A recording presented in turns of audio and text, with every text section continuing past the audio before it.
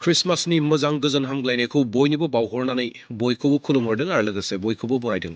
ख्रिस्ट'नि बिसा नायगिरि नोंथांमोन बयनिबो गोसोआव दिनै बरदिनखौ लानानै रंजानाय आरो बे जिसु ख्रिस्ट'खौ गाजा गोमजायै गिर्जायाव थांनानै खुलुमहैदों। जों बयबो बेखौ खालामगासिनो दङ। नाथाय बिनि गेजेरावनो अनजाग्रा नायगिरिफोर गोबां जायगाफ्राव गोबां दुखुनांथावना जाथायफोर सोलिगासिनो दङ। दा बेयावहाय दिनै जुदिअ ख्रिस्टमासब्लाबो आंबो गोबां बेस्थ'ब्लाबो नोंथांमोननो गुसुं रादाबखौ लानानै फैनो हास्थायदों। दा बेवहाय नोंथांमोना जायफ्रा नुखाबाय नो प्रब्लेम आरो माखासेफोरा जानो हागौ बिथांमोना नुवाखै, मानोना जायफोरा रादाबफोरखौ नायबाय थाया बिथांमोननियाव हयथ' बेफोरबायदि रादाबफोरा सहैनायबो नङा, इउटिउबा नोंथांनो हरनायबो नङा। दा बेयावहाय जायफ्रा आंनिखौ नायबाय थायो आंनि गेजेरजों नोंथांमोना गोबां बाथ्राफोरखौ मोननो हायो। दा अनजाग्रा नायगिरिफोर, आं अलरेडि ख्रिस्टमासनि सिगांनिफ्रायनो गोबां जाथायफोरखौ नोंथांमोननो लानानै फैगासिनो दङ। जे गुबुन गुबुन छत्तीसगढ़आव जानाय, बहाबा गुबुनाव जानाय, बबेबा मध्य प्रदेशआव जानाय बेफोरबायदि बाथ्राफोरखौ लानानै फैदों। नाथाय दिनै नोंथांमोननो लानानै फैदों जाहैबाय जोंनिनो आसामाव जानाय जि नलबारि डिस्ट्रिक्ट दङ, नलबारियाव जि मोनसे हानजा जि VHP होननानै बुंदों, रादाबाव VHP होननानै बुंदों। VHP माने बिश्व हिन्दु परिषद आरो लोगोसे बजरं दल, बिसोरो खौसे जानानै ख्रिस्टमासाव जि डेक'रेसन खालामो बै डेक'रेसनफोरखौ सावदों। येस, नोंथांमोना बेबायदि मोनसे रादाबखौ मोननो हागोन। दा बेवहाय नोंथांमोना नायलांबाय थादो, भिडिअ क्लिपखौ नायदो आरो लोगोसे बेखिनियावनो आङो बाथ्राफोरखौबो बुंनानै होनो नागिरबाय। बिथांमोना डेक'रेसन खालामग्राखौसो सावदों, बबेबा दखाननिफ्राय हयथ' बायनानै बिथांमोना सावदों। नाथाय बे सावनायनि गेजेरजों ख्रिस्टियानखौ बेसेबां मुगैयो, जिसु ख्रिस्ट'खौ बेसेबां मुगैयो बिथांमोना बिनि गेजेरजों एक्सप्रेस खालामदों, दिन्थिदों। नाथाय बिथांमोननि सावनायाव जोंहा जेबो खहा जायाखै, नङा होमब्ला अनजाग्रा नायगिरिफोर? जोंहा जेबो खहा जायाखै, जोंहा जेबो प्रब्लेम जायाखै। मानोना डेक'रेसन दङ, जि डेक'रेसन दङ, उइदाउट डेक'रेसनबो जोङो जोंनि ख्रिस्टमासफोरखौ जों खालामनो हायो। डेक'रेसना मोनसे समायनायनि थाखायल'सो, बेयाव आरो जेबो गैया। नाथाय बिथांमोननि बे खामानि मावनायनि गेजेरजों जोङो बेखौ मिन्थिनो हादों बिथांमोना जे बेसेबां मुगैयो। बेखौ बिथांमोना बे भिडिअनि गेजेरजों एबा बे खामानिनि गेजेरजों बेखौ आसामाव थानाय ख्रिस्टियानफोरनो दिन्थिदों होननानै जोङो बेखौ बुजिनानै लानो हायो। आरो लोगोसेनो दुखुनांथावै जि स्कुल दङमोन, स्कुलनि सिङावबो जायफोरा ख्रिस्टमासनि डेक'रेसन खालामदोंमोन, जि केथलिक स्कुल दङ, ख्रिस्टमासनि दिनै 25 डिसेम्बराव सेलेब्रेसन खालामगोन होननानै मोनसे मोजां डेक'रेसन खालामदोंमोन। बैफोर डेक'रेसनफोरखौ बिथांमोना सावनानै होदों। दा जेखि जादिया बेफोर बाथ्राफोरखौ आं बुंबाय थानो नागिराखिसै। दा नोंथांमोननो थोंजोङैनो रादाब क्लिपखौ दिन्थिनोसै, नोंथांमोना नायदो। आरो बिनि उनाव नोंथांमोननो मोनसे रादाब दिन्थिबावगोन, जेरावहाय बरदिननि सिगां बरदिननि आवगायाव, सानब्रैसोनि आवगायाव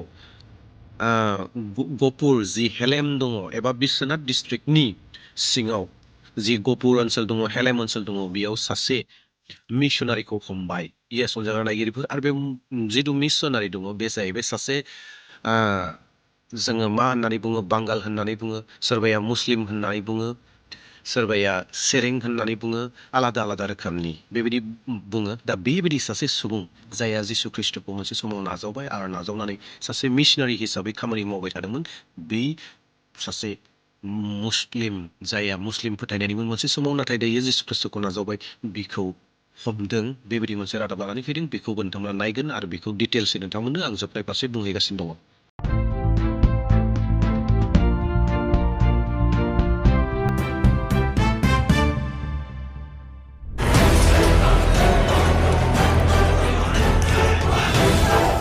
বৰদিনৰ বজাৰৰ বিৰুদ্ধে বজৰংগৰ বিদ্ৰোহ, বিশ্ব হিন্দু পৰিষদৰো অনুৰূপ বিৰুদ্ধাচৰণ, নলবাৰীৰ প্ৰান্তে প্ৰান্তে দাহন কাৰ্যসূচী।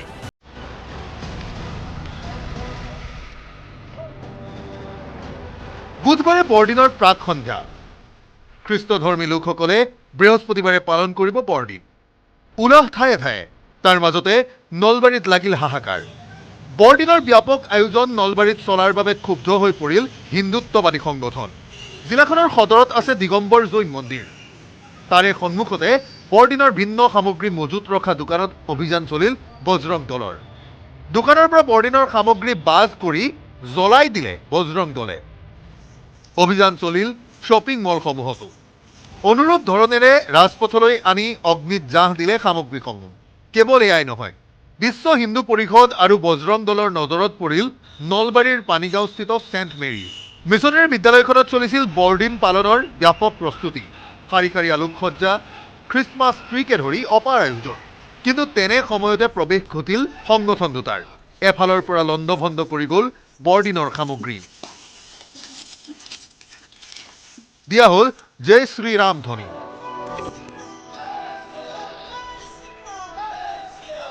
যি ঠাইত খ্ৰীষ্টান আছে সেই ঠাইত ধুমধামেৰে পালন কৰা আমাৰ ক'ব লগা নাই, কিন্তু নলবাৰীৰ দৰে চহৰ এখনত য'ত মানে হিন্দু বা অসমীয়াৰ মানে সংখ্যা বেছি আছে, তাত মানে খ্ৰীষ্টানৰ এই অনুষ্ঠান বা ভাৰতীয় মূলৰ যিহেতু অনুষ্ঠান নহয়, গতিকে এই অনুষ্ঠান মানে ধুমধামেৰে উদযাপন হ'ব নালাগে বা সামগ্ৰীসমূহ বিক্ৰী হ'ব নালাগে। এইটো আমাৰ বিশ্ব হিন্দু পৰিষদ বজৰং দলৰ এটা মুকলি আহ্বান।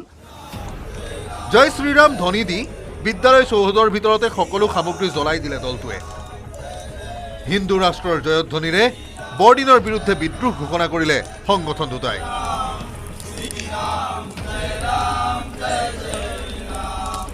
নলবাৰীৰ পৰা কৈলাশ ডেকা ৰিপৰ্ট, নিউজ 18 অসম নৰ্থ ইষ্ট।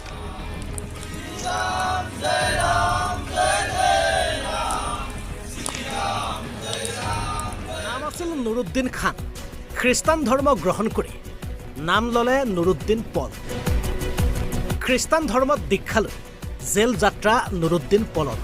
পাছে নুৰুদ্দিনৰ অপৰাধ কি? এইজন হৈছে নুৰুদ্দিন পল। পাছে কেইবছৰমানৰ পূৰ্বে নুৰুদ্দিন পলৰ নাম আছিল নুৰুদ্দিন খান। কেইটামান বছৰৰ পূৰ্বে ইছলাম ধৰ্মক ত্যাগ কৰি খ্ৰীষ্টান ধৰ্মক আঁকোৱালি লৈছিল নুৰুদ্দিনে। পাছে এইজন নুৰুদ্দিনে কেৱল যে নিজেই খ্ৰীষ্টান হৈছে এনে নহয়, খ্ৰীষ্টান ধৰ্মক আঁকোৱালি ল'বলৈ প্ৰলোভন দিয়ে অন্য মুছলমানকো। অন্যহাতে নিজকে কবিৰাজ বুলি চিনাকি দি বিভিন্ন ব্যক্তিৰ পৰা এইজন নুৰুদ্দিনে প্ৰবঞ্চনাৰে আত্মসাত কৰি আহিছিল ধন সম্পত্তি। পাছে 100 গৰু মাৰিলে এদিন বাঘৰো মৰণ হ'বই। গতিকে প্ৰবঞ্চনাৰ অভিযোগত বিশ্বনাথ আৰক্ষীৰ জালত পৰে এইজন নুৰুদ্দিন পল। আপোনালোকে অলৰেডি গম পাইছে, আমি যোৱাকালি এজন মানুহ ধৰিছোঁ আমি আমাৰ গহপুৰ থানাৰ কেছ সংক্ৰান্তে। কেছটো 120/2025 আছিলে, গহপুৰ থানাৰ কেছ। এই কেছটো আছিলে আপোনালোকে অলৰেডি গম পাইছে, আমি নুৰুদ্দিন খান পল বুলি এজন মানুহ, এখেতৰ বয়স হ'ব 41 বছৰ। এখেতক আমি যোৱাকালি এৰেষ্ট কৰিছোঁ। তাৰপিছত আমি এতিয়া সোধপোছো কৰি আছোঁ, প্লাছ আমি ফৰৱাৰ্ডো কৰিম, কাৰণ তেওঁ আছিলে নুৰুদ্দিন খান অৰিজিনেলি। তাৰপিছত সি কি কৰিলে, সি নৰ্থ লখিমপুৰত আছিলে মানুহটো। তাৰপিছত সি অৰুণাচলত গৈ ইটানগৰত তাতে মানুহ এজন চিনাকি পাই পেলাই তাতে কাম চাম কৰি খাই আছিলে। তাতে এজন পুলিচৰে চাব ইন্সপেক্টৰ, অৰুণাচল পুলিচৰ, তাক লগ পালে। সি চাব ইন্সপেক্টৰটো খ্ৰীষ্টিয়ান আছিলে। সি ক'লে যে তুমি এনেকৈ লেটেং পেটেং থকাতকৈ তুমি এটা কাম কৰিব পাৰে, বলক মোৰ লগত বুলি পেলাই চাৰ্চত লৈ গ'ল। চাৰ্চত লৈ গৈ পেলাই তাক এই বাইবেল পঢ়া শিকাই দিলে। তাৰপিছত বাইবেল পঢ়ি সি লাষ্টত সি নিজে মুছলিমৰ পৰা খ্ৰীষ্টিয়ান কনভাৰ্ট হৈ গ'ল। খ্ৰীষ্টান কনভাৰ্ট হোৱাৰ পিছত সি বাইবেলটো এনেকুৱা শিকিলে যে একদম থৰলি কৰি পেলাই হেৰি কৰিলে। তাৰপিছত সি তাৰ পৰাও কিছুমান জ্ঞান আয়ত্ব কৰি পেলাই তাৰ পৰা ওলোৱাৰ পিছত সি বিভিন্ন জেগাত যায়, কেতিয়াবা ডিমাপুৰ, কেতিয়াবা ছত্তীশগড়, ক'ৰবাত বিভিন্ন ষ্টেটত যায়।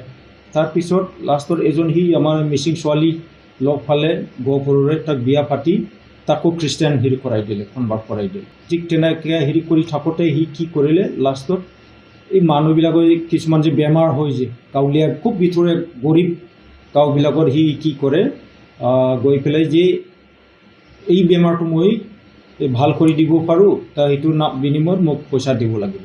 ঠিক তেনেকুৱা সি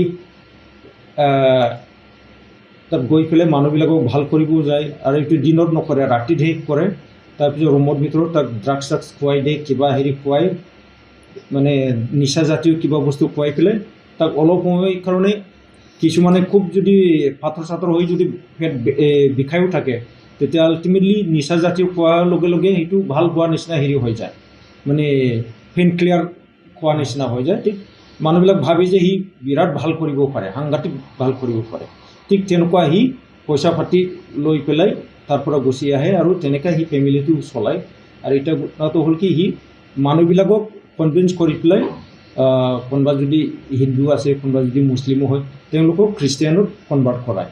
अनजाग्रा ख्रिस्ट'नि बिसा नायगिरि नोंथांमोना बे रादाबखौ मोननानै नोंथांमोना मा सानखो आरो जाय VHP आरो बज्रां दलनि जि खामानि मावनाय बेखौ नोंथांमोना मा होननानै सानो नोंथांमोना कमेन्टआव लिरदो आरो लोगोसेयैनो नोंथांमोना नुनो मोनबायदि सासे व्यक्ति सासे सुबुं जायनि मुङा नुरुद्दिन खानमोन बिथाङा जिसु ख्रिस्ट'खौ मोननायनि उनाव नुरुद्दिन पल होननानै बेयावहाय जि पुलिसनि सुबुं बिथाङा मानिजाथाव सारा बेखौ फोरमायदों जे नुरुद्दिन पल जाबाय होननानै आरो बिथाङा मानो हमजानो गोनां जाखो बे हमजानो गोनां जानायनि कारना जाहैबाय जाहोनानो जाहैबाय जे बिथाङा सासे ख्रिस्टियान जाबाय जिसु ख्रिस्ट'खौ नाजावबाय आरो जिसु ख्रिस्ट'नि खामानि मावनायनि थाखाय गाहाम रादाब फोसावनायनि थाखाय बेरामिफोरखौ सोखानानै होनायनि थाखाय जिसु ख्रिस्ट'नि मुङै बिथाङा हमजानो गोनां जादों आरो बिथाङा जाहैबाय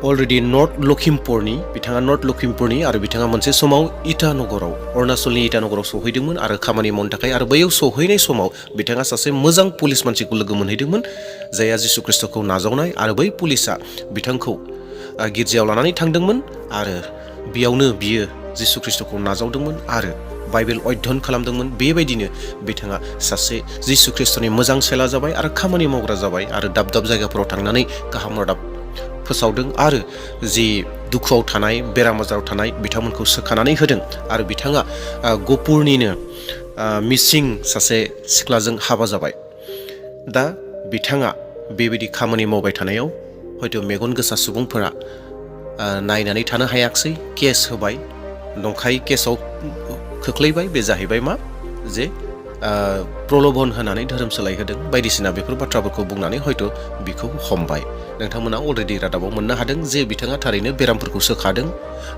सासे कबिराज हिसाबै बा नंखाय बाथ्रा बुंनानै बेफोरबायदि बाथ्राफोरखौ नोंथांमोना बै पुलिस बिभागनि जिथु सार बिथां बुंनायखौ नोंथांमोना खोनागासिनो दङ एबा खोनाखाबाय अनजाग्रा नायगिरिफोर बिथांनि गेजेरजों गोबां खामानिया जादोंमोन जेरावहाय पुलिसा अलरेडि बुंदों जे बेरामिफोरखौ सोखादों होननानै नाथाय बेयाव बुंनाय बाथ्राया जाहैबाय आलादा एसे नंखायहै जे नंखायहैसो खामानि मावदों बेफोरबायदि ड्राग्स जाहोनाय माबा माबि बेफोर बाथ्राफोरखौ बुंलांदों जायखिजाया अनजाग्रा नायगिरिफोर दा नोंथांमोननियाव बेखौनो खावलायनो हास्थायबाय बे नुरुद्दिन पल एबा नुरुद्दिन खाननि थाखाय आर'ज खालामदो बिथाङा जाबायदि इसोरनि खामानिखौ मावदों बिथाङा इसोरनि खामानिखौ मावनायनि थाखाय पिटारा जेरै जेलाव थानो गोनां जाबाय थिग बेबायदिनो आरो लोगोसेयैनो गोबां मिशनारिफोरा जेलाव थाबाय थानो गोनां जादों दासिमबो दङ दासिमबो जोबजागासिनो दङ दा बेबायदिनो बिथाङाबो जोबजाबाय दा बेवहाय आर'ज खालामदो जेन बिथाङा जेरावखि थाया मानो गोजोनै सुख सान्थि थानो हाथों आरो लोगोसे इसोरा बिखौ